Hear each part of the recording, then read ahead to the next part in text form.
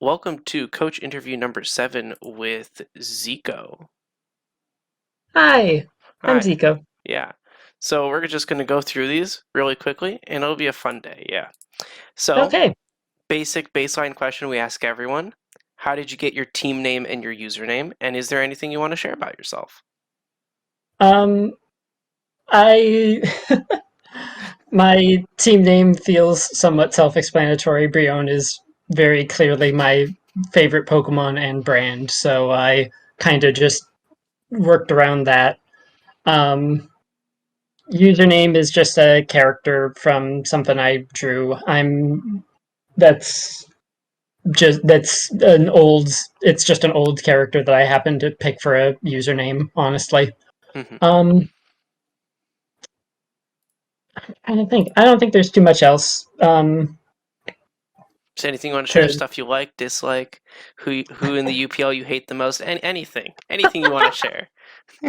buff ice types. That's my entire stance in general.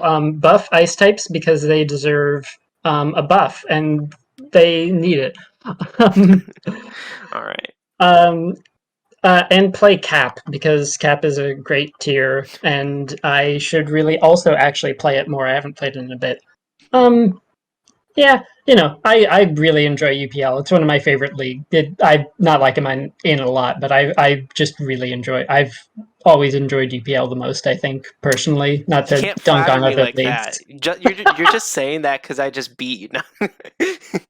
Okay. Yeah, that was the deal. That was the deal No, we we don't made. talk about. We don't talk. Yeah. Anyways, on to the next question then. How did you get into Pokemon, and what was your first Pokemon game or memory? Um, I was basically into Pokemon since I was born, which is only slightly an exaggeration. The literal story is basically that Pokemon was the toys that were used to entice me to talk when I was super young because I just didn't talk. Um, but I also just happened to like that. I was like shown yellow as a young kid, and it was literally that's my entire life path from there. It's kind of So interesting. I feel like that's actually something I've heard about or seen a lot in the last few years. That in order to get kids to talk more, they'll be introduced to Pokemon. hell yeah, that's I mean, to be I'm fair, it's global. Everyone knows it, so of course. yeah. All right. And so I guess that's also your first game memory from Pokemon? Yeah, Pokemon Yellow with my cousin and my dad were my first memories of Pokemon and first like stuff in general. Okay. Well then, next question. Building from there, we're just, snowballing here. How did you get Hmm. into competitive or draft leagues? Um, Competitive was kind of just the fact that Pokemon is a big thing, and it was like for the longest time it was the one thing I didn't know. I think around Gen 5 was when I started just vaguely looking into things. Gen 6 was when I started actually kind of properly playing some competitive. And then Gen 7 and 8 is kind of when I had actual like like Full things blown, that full I could, dived in, yeah. yeah, like more than just a few friends or just the occasional random battle. Like I actually Yeah. started learning and playing it more, and I was gonna say doing stuff in games, but I most of that is honestly shiny Yeah. breeding more than Yeah. competitive Yeah, I breeding. definitely But that's think Gen 6 is where most people got really into competitive just because it made it so much easier and so much easier to understand. yeah, Um, absolutely. yeah. All right. Now we can start talking about more personal stuff. So, you're known for drafting NFEs, specifically, Brione. How did this come about? We call you the NFE expert in the league. Why is this? Um, so Brionne specifically was just genuinely um I forget, oh god, what team, it would have been the second draft because the first draft of course I used Pre-Marina.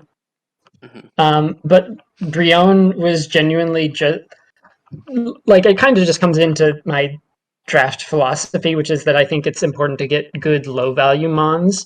Oh yeah. And unironically, I think Brion is one of the better tier 5 value picks. And it kind of makes a lot of other choices easier Hmm. just because, like, um, there's so many good water types. And admittedly, I could have a much better team if I used a better water type than Brion. Right, right. Um, but also, most of the better water types are stall, and I don't like stall. So I have a nice defensive water pivot, and then I can still get an offensive water type if I want, and it doesn't overlap too much. Like I did the.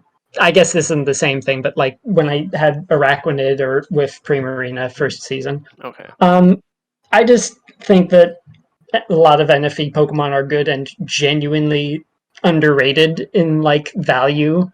I this season especially, I just again literally had experience with middle Right. evolutions as a tier, so that's kind of Right. why it would be called now. But I it's purely just because I think that there's lots of good low value NFE Pokemon, and I just like using them. And Brion is now a brand, so I'm contractually obligated on that one, but Are there I don't any specific mind. ones other than Brion that you want to say are like top of I the? Yeah. have. Oh yeah, sorry. No, I you have. know where I was going. Yeah, I have super enjoyed using Gligar, especially with Brion. Gligar is wildly versatile, wildly good value as a tier 4 with Eviolite. It's like just a fantastic combination of two things. Like they cover each other's weaknesses well. They are kind of opposite ends of the defensive spectrum. It, I cannot believe that Gligar is not like picked earlier more often. Obviously, not like a first round pick like I would Says the do. first round Brione drafter. Yeah, Yeah. and I don't know if that's going to come up, but I actually genuinely defend doing that as a Yeah, I mean, go personal ahead. first round pick. What's your defense? My What's your defense is that for better or worse, the way that our drafts usually go, at least not this season because we have less right? people, but when we in past seasons when we have like our own division, Hmm. everybody knows I'm drafting Brion. Hmm. There are so many good high value Pokemon. The only other like tier, there's only like a handful of tier ones that are like first round picks that I think are worth grabbing immediately no matter what, like Mega Diancie, Mega Mawile, stuff like that. Right. But like everybody knows I'm grabbing Brion. If I grab Brion first, everybody already knows it. I can see what everybody else is building first round, like what everybody's big first pick, the thing they want to So it's use the most psychology is. experiment there. You're testing the waters. Yeah, nobody gets Okay. to know what I use because, of course, I'm picking Brion. And then I get to see what everybody else is grabbing and kind of just So what pick I'm based hearing is on I what's need to in my start league. picking Metagross first now. Is that's what I'm hearing? You are correct. All right, all right. Well, I think this is Or going to be potentially, you might want to make it so that, like, the divisions aren't revealed until after the draft so that I don't maybe, counter team everybody. maybe. I mean, there's interesting ways to do it. Well, I think this is going to be the last question. Okay. We're short and sweet. So this is a submitted question. I was asked to asked you this. I don't know the meaning of this, but you can tell me. Why do Okay. you not have any cores in your drafts? I I generally do, not like good ones, but I generally try and get cores. I know I didn't first season, and I think maybe I definitely don't prioritize cores, but like Hmm. I think I literally said it in the messages recently, but like I just don't like playing defensively Right, super right. often. So I value like having a team that can support a few sweepers and just letting that happen. I think that cores are good and important. I also think they are incredibly overrated, though, especially in a draft league. At least if you are playing smart. Like I don't know. I just kind of pick the team. I pick my teams based on what I want to use, and then I try and build around what I end up being able to grab. I do not purposefully avoid cores, but I will gladly sacrifice cores if it looks like it will support the main goal of whatever my team is in the moment. And the main goal, of course, is to get that 10 out of 10 cuteness, right? You're darn right it is. All right, well, with that, that's it for the interview. So thank you for joining. Thank you so much. All right, It and was that's lovely all. doing this.